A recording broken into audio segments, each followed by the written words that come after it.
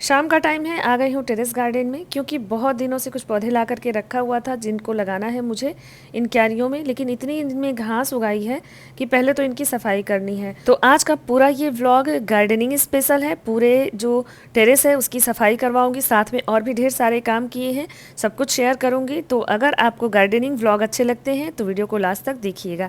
हाँ, आप स्किप कर सकते हैं अगर आपको गार्डनिंग व्लॉग अच्छे नहीं लगते हैं तो पूरे क्यारी की सफाई भी करूंगी और ये पौधा पहले लगा देती हूँ, इसके बाद सफाई करूंगी क्योंकि आज सफाई के लिए भी बुलाया है।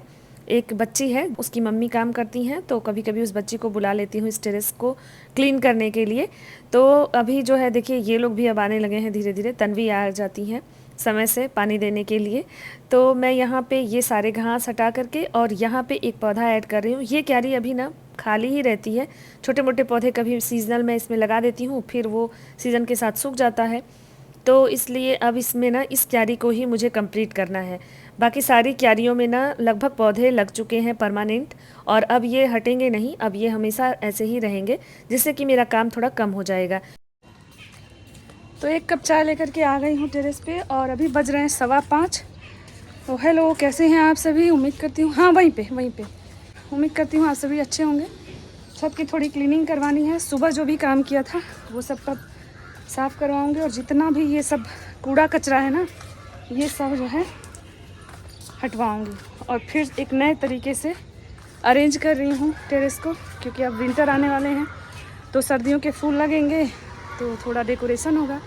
बहुत सारी चेंजिंग मैंने किया है पहले भी,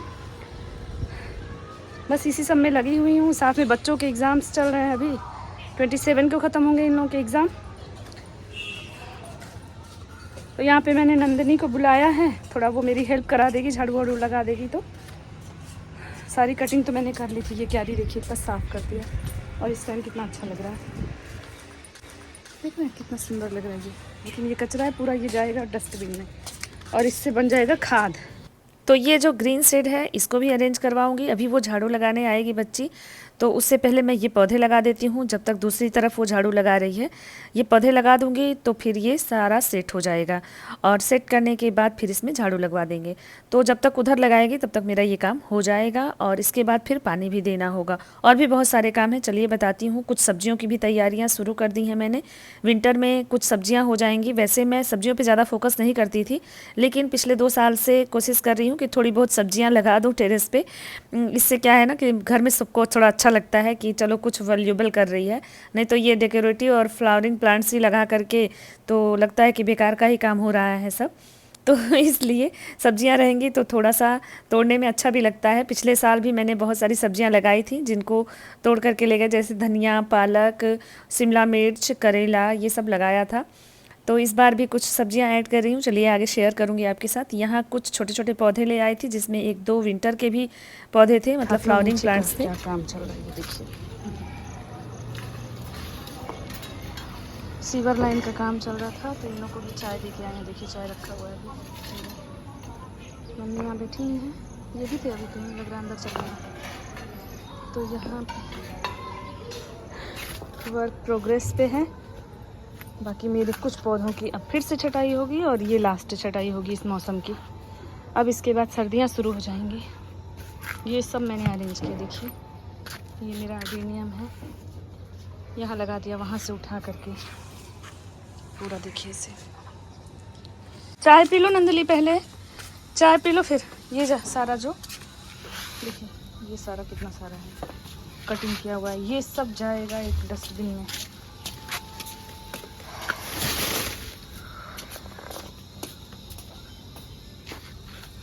तो ये वाली खाद मेरी तैयार हो चुकी है, रुके दिखाती हूँ।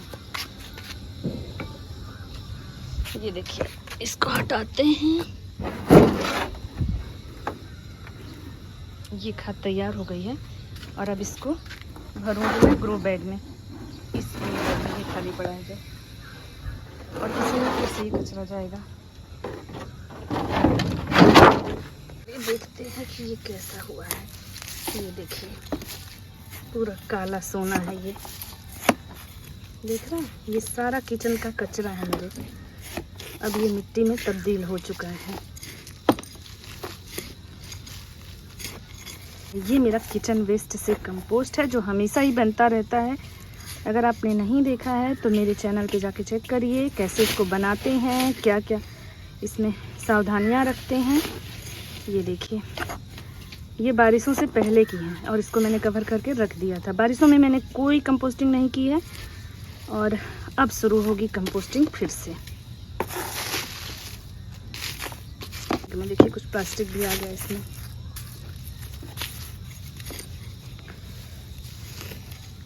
तीन महीने में बहुत अच्छी खाद बन के तैयार हो जाती है, बहुत अच्छी। देखिए इन सब चीज़ों को इसीलिए हटाने के लिए बोला जाता है। ये जो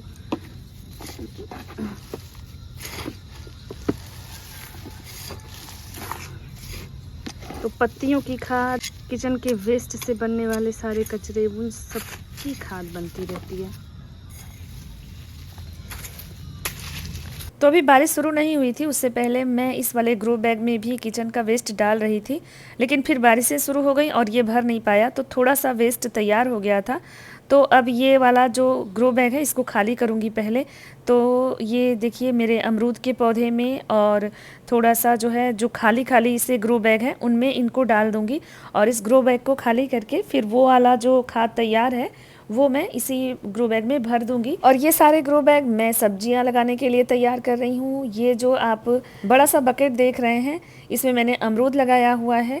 अभी इसमें फ्लावरिंग और फ्रूटिंग नहीं शुरू हुई है, लेकिन अब किचन वेस्ट और भी कई सारे कंपोस्ट मैंने इसमें ऐड किए हैं। तो देखिए ये कब तक फ्लावरिंग शुरू कर सकता है। ये बच्चों को स्कूल से मिला था पिछले साल।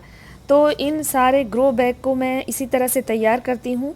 पहले मैंने बहुत सारे जो ग्रो बैग हैं उनमें ही डायरेक्टली खाद बनाया था, नीचे मिट्टी डाल करके, सूखी पत्तियाँ गार्डन की डाल करके, फिर किचन का जो कचरा निकलता है, फलों की और सब्जियों की जो छिलके निकलते हैं ना, तो वो सारा इसमें डालती गई। फिर एक बार ये जब भर गए तो फिर दूसरे में स्टार्ट किया और उसको ढक करके रख दिया।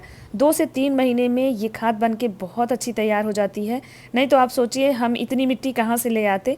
हालांकि जब स्टार्ट किया था हमने ऊपर टेरेस पे गार्डनिंग, तो एक बार मिट्टी और बालू और खाद मिला करके हमने तैयार करवा लिया था, जो काफ़ी टाइम तक चला। लेकिन अब हमेशा ऐसा नहीं हो सकता है, छोटे छोटे पॉट के लिए हम मिट्टी लेने कहाँ जाएंगे। तो मैं इस तरह से अपने ही घर से निकलने वाले कचरों से ना ये सारी मिट्टी तैयार कर लेती हूँ। ये एक्चुअली मिट्टी नहीं है, खाद है। और इसको अगर हम अपने सब्जियों में, फलों में या किसी भी पौधे में जब डालते हैं ना तो उसका रिज़ल्ट भी बहुत अच्छा होता है। तो इसलिए ना मैं हमेशा कहती हूँ कि किचन से निकलने वाले वेस्ट को ना कभी भी फेंकिए नहीं। जो लोग शहर में रहते हैं तो इस तरह टेरेस पे आप उससे खाद बना सकते हैं। जो लोग गांव में रहते हैं वो घर के बाहर एक गड्ढा बना दीजिए और उसमें इस तरह से इनको डालते जाइए तो बहुत अच्छी खाद तैयार हो जाती है। सबके यहाँ कुछ ना कुछ पौधे होते ही हैं, तो रोज़ के कचरों से आप ये खाद और मिट्टी तैयार करके बहुत सारे पौधे और बहुत सारा खाद तैयार कर सकते हैं। तो देखिए अब इस टब को मैंने खाली कर दिया है और इसमें एक लेयर इसी मिट्टी को मैंने रख दिया है, मतलब जो खाद तैयार है। और इसके ऊपर अब मेरे जो गार्डन से जितना भी कचरा निकलेगा झाड़ू लगने के बाद या जितनी भी सफाई मैंने की है, कटिंग की है, देखिए ये एलोवेरा की पत्तियों को थोड़ा काट करके डाल दूंगी। मेरे यहाँ एलोवेरा भी बहुत ज़्यादा बड़ा बड़ा हो गया है तो उसको भी मैंने निकाला, साथ में ये घास वगैरह। तो ये सारा पौधा इसमें जाएगा अब, क्योंकि कुछ पौधे इतना ज़्यादा ग्रोथ करते हैं कि उनको मैं निकालते निकालते थक जाती हूँ। जैसे सबसे नीचे जो पर्पल पत्तियों वाला डाला वो बोट लिली का पौधा है या रियो का है, क्यारियों में लगा दिया था तो ये बढ़ के बहुत ज़्यादा हो गया था। तो अब ये खाद तैयार होगा, साथ ही ये झाड़ू लग रहा है, ये सारा कचरा ही फेंका नहीं जाएगा, ये सब उसी टब में जाएगा। और उसके बाद जो है इसको कवर करके रख दूंगी ऊपर मिट्टी डाल करके, तो खाद तैयार हो जाती है। और ये खाद ही मेरे गार्डन में यूज होती है। इसके अलावा भी मैं खाद लाती हूँ, ऐसा नहीं है, बहुत सारे पौधे हैं मेरे पास, तो मैं इन मिट्टी में पौधों को लगा भी देती हूँ, साथ में कंपोस्ट लेने में चली भी जाती हूँ।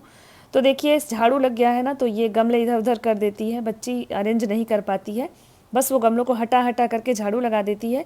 तो अब ये सारा काम करने के बाद अब मैं यहाँ पे ये सारे गमले अपने फिर से अरेंज करूँगी, क्योंकि अभी मैंने थोड़ी देर पहले अरेंज किया था तो ये सारा फिर से ख़राब हो गया। तो अब चलिए ठीक कर लेती हूँ, तो सारे पौधों को यहाँ पे अरेंज करूँगी। और ये मेरा बोनसाई वाला कॉर्नर है जिसमें मैं पीपल की, बरगद की और इसके अलावा यहाँ पीपल और बरगद की ही है, एक और पौधा है उसका नाम मुझे नहीं पता है, लेकिन उसकी मैं बोनसाई बना रही हूँ। और वो मैंने कहीं देखी भी नहीं है, मैं अपने ही दिमाग से, उसकी जो स्टेम है ना काफ़ी मोटी हो गई है।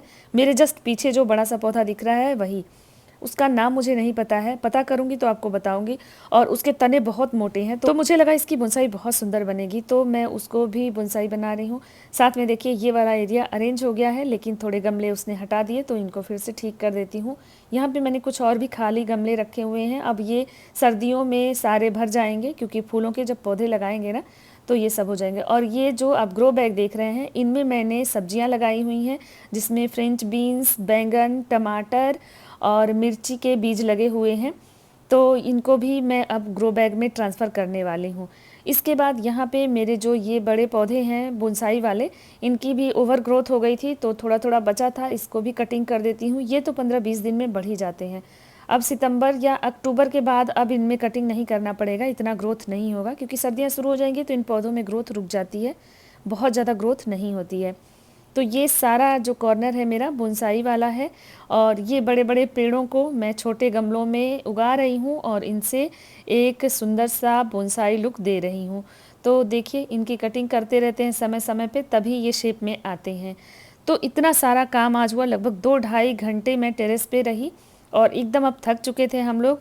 तो बस अब इसके बाद हम लोग पानी देंगे। एक साइड में ये पानी लगा देती हूँ पाइप से, दूसरे साइड में तन्वी पानी देंगी, क्योंकि उसको पानी देना बड़ा पसंद है टेरेस पे। और ये क्यारी साफ़ सुथरी हो गई, अब इसमें कुछ पौधे ऐड करेंगे, तो फिर मिलेंगे। जब पौधे ऐड करेंगे तो पूरा टेरेस क्लीन हो गया है, झाड़ू लग गया है, तो ये बड़ा ही सुंदर लगता है। तो आज का व्लॉग कैसा लगा कमेंट करिएगा, कोई भी क्वेरी हो तो पूछिएगा। फिर मिलते हैं, थैंक यू।